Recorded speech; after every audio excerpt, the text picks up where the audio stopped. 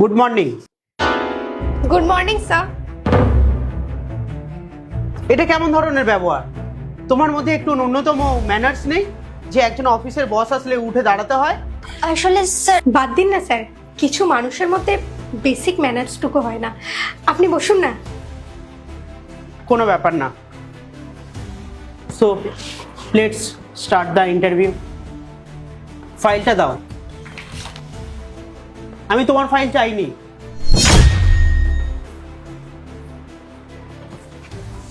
বাহ, কোয়ালিফিকেশন তো যা দেখছি তোমার তো খুবই ভালো, আর অনেক ডিগ্রিও রয়েছে তোমার কাছে।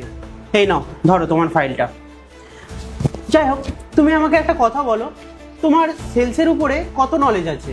অ্যাকচুয়ালি স্যার আমার সেলসের ব্যাপারে সেইভাবে কোনো নলেজ নেই, কিন্তু আমার মার্কেটিংয়ের ব্যাপারে খুব ভালো নলেজ আছে। আপনি আমার মার্কেটিংয়ের ব্যাপারে কিছু জিজ্ঞাসা করলে জিজ্ঞাসা করতে পারেন, আমি আপনাকে অ্যান্সার করতে পারবো। কিন্তু স্যার আমার সেলসের ব্যাপারে খুব ভালো নলেজ আছে। ইভেন আমি 2 বছর এই ফিল্ডে চাকরিও করেছি, আমার এক্সপিরিয়েন্সও ভালো আছে স্যার। আমি তোমাকে জিজ্ঞাসা করেছি? যখন আমি তোমাকে কিছু জিজ্ঞাসাই করিনি, তাহলে মাঝখান থেকে কেন কথা বলছো? তোমার মধ্যে ন্যূনতম ম্যানার্স নেই? যখন দেখছো দুজন মানুষ কথা বলছে, তার মধ্যখানে কথা বলতে নেই? I am sorry sir. দেখো কুসুম, আমি তোমার কোয়ালিফিকেশন দেখলাম, আর কোয়ালিফিকেশন দেখে যা বুঝলাম তুমি এই কোম্পানিতে কাজ করার যোগ্য। ঠিক আছে, তুমি আমাকে একটু সময় দাও, আমি এক্ষুনি আসছি। Okay sir. কিন্তু স্যার আপনি তো এখনো অবধি আমার ইন্টারভিউই নিলেন না, তাহলে আপনি কি করে ডিসাইড করতে পারেন যে আমাদের দুজনের মধ্যে কে এই কাজটা করার যোগ্য? তুমি আমাকে শেখাবে? এটা হলো আমার অফিস, আমি ডিসাইড করব আমার এই কোম্পানিতে আমি কাকে রাখবো আর রাখবো না। এটা আমার সাথে কি হচ্ছে? আমি চেয়ার থেকে উঠতে কেন পারছি না? Do you need any help? হ্যাঁ শিওর। মানে এটা তোমার? হ্যাঁ, এটা আমার। মানে এগুলো সবকিছু তুমি করেছো? হ্যাঁ। তো তুমি জানো আমার জন্য এই চাকরিটা কতটা বেশি দরকার ছিল? আর আমরা তো দুজনেই এখানে ইন্টারভিউ দিতে এসেছিলাম। স্যারের যাকে ঠিক মনে হতো স্যার তো তাকেই সিলেক্ট করতো। তোমার এই সমস্ত করার কোনো দরকার ছিল না। এই শোনো, কাজটা তোমার যতটা দরকার ছিল না, ঠিক ততটা আমারও কাজটা দরকার ছিল। আর আমি আমার লাইফে না কারোর থেকে ঠিক হারতে পছন্দ করি না, আর আমি রিস্ক নিতে চাইনি। বাই এনি চান্স স্যারের যদি তোমার সিভিটা বেশি পছন্দ হয়ে যেত, তোমাকে সিলেক্ট করে নিত, তাই না? সেই কারণেই আমি এসব কিছু করতে বাধ্য হয়েছি। তোমার এই সমস্ত কথা বলতে একটু লজ্জা করছে না, তাই না? তুমি নিজে একটা মেয়ে হয়ে আরেকজন মেয়ের সাথে কি করে এটা করতে পারো? আর তুমি স্যারের সামনে যেটাই দেখাবে স্যার তো সেটাই বুঝবে। তুমি কি ভাবছো তুমি যা করেছো সেগুলো কেউ দেখতে পাচ্ছে না? একটা কথা মনে রেখো, আমাদের মাথার ওপর ভগবান আছেন, তিনি সবকিছু দেখতে পাচ্ছেন। তোমার এসব করা একদম ঠিক হয়নি। ও প্লিজ, তুমি না এই ন্যাকা কান্না কাদাটা বন্ধ করো, বুঝতে পারলে তো? আমার যেটা ঠিক মনে হচ্ছে আমি সেটা করেছি, আর জবটা এখন আমি পাচ্ছি, তুমি না। আর রিজনটা তো কি তুমি জানো? বিকজ তোমার ম্যানার্স নেই।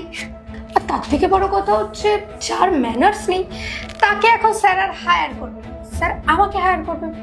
সরি। এটা তুমি একদম ঠিক করলে না। আমি অনেক চিন্তা ভাবনা করে দেখলাম, এই কোম্পানির যোগ্য হলো মিস সুমি।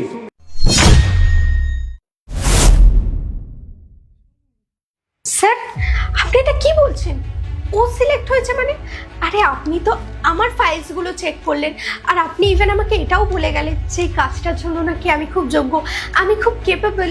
আর তার থেকে বড় কথা, আপনি তো নিজেই দেখলেন স্যার, ওর মধ্যে কোনো ম্যানার্স পর্যন্ত নেই। আর আপনি যখন এলেন ও তো উঠেও দাঁড়ায়নি, তাহলে আপনি কিভাবে ওকে সিলেক্ট করতে পারেন স্যার? আমি ঠিক বুঝতে পারছি না। কেন না, ও আমার কোম্পানিতে কাজ করার যোগ্য, তুমি নয়। আরে স্যার আপনি আমার কথাটা একবার বোঝার তো চেষ্টা করুন।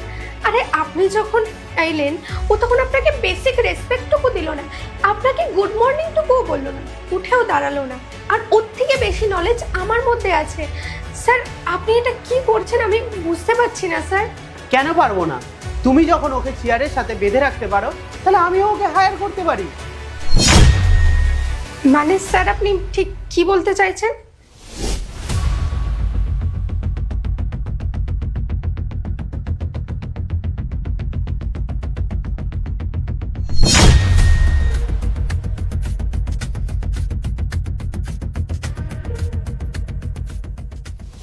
এইবার তুমি আমাকে বলো, আমি এই সমস্ত কিছু না নিজের চোখে দেখেছি, এরপরেও আমি চুপ ছিলাম।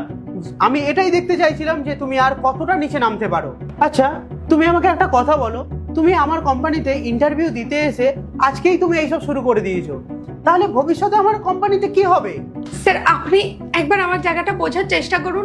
আমি এই চাকরিটার লোভে আমি একটু সেলফিশ হয়ে গেছিলাম sir. I am extremely sorry. আর কোনোদিনও এরকম হবে না। আর আপনি তো নিজে আমার ফাইলটা চেক করলেন, বলুন আমি ওর থেকে অনেক বেশি কোয়ালিফাইড। আপনি পারলে একবার আমার ফাইলটা চেক করুন প্লিজ স্যার। আমি আপনাকে প্রমাণ করে দেবো যে আমি ওর থেকে অনেক বেশি সেন্সিবল, আমি ওর থেকে অনেক বেশি যোগ্য। প্লিজ স্যার আপনি একবার চেক করে দেখুন। কাজটা পাওয়ার জন্য তুমি সেলফিশ হয়ে গেছিলে? যে মেয়ে আমার কোম্পানিতে কাজ করার জন্য সেলফিশ হয়ে যায়, সেই মেয়েকে আমার কোম্পানিতে কোনো দরকার নেই। বেরিয়ে যাও তুমি আমার কোম্পানি থেকে। স্যার স্যার আমি মেনে নিচ্ছি যে আমি অন্যায় করে ফেলেছি, আমার অনেক বড় ভুল হয়ে গেছে স্যার। কিন্তু প্লিজ স্যার আপনি একবার আমাকে সুযোগ দিয়ে দেখুন, আমি আপনাকে প্রুফ করে দেবো যে আমি কতটা বেশি কোয়ালিফাইড। আর আমি আপনাকে এটাও প্রমাণ করে দেখাবো যে আমি কতটা বেশি বুদ্ধিমান। প্লিজ স্যার, প্লিজ আমাকে একটা সুযোগ। আমি বললাম না, জাস্ট লিভ লিভ।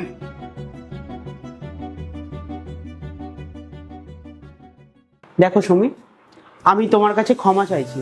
আমার কোম্পানিতে ও তোমার সাথে এরকম ব্যবহার করছে, তার জন্য আমি তোমার কাছে ক্ষমা চাইছি। I am so sorry. It's okay sir, এখানে তো আপনার কোনো দোষ ছিল না, দোষটা ও করেছিল আর তার শাস্তিও পেয়েছে। আমি কিছু মাইন্ড করিনি। And thank you so much sir আমাকে জবটা দেওয়ার জন্য। আর হ্যাঁ, এর মধ্যে ফর্ম রয়েছে, তুমি এই ফর্মটা ফিল আপ করে বাইরে রিসেপশনে দিয়ে দেবে। আর তুমি চাইলে কাল থেকেই আমার কোম্পানিতে জয়েন করতে পারো। Okay sir, thank you.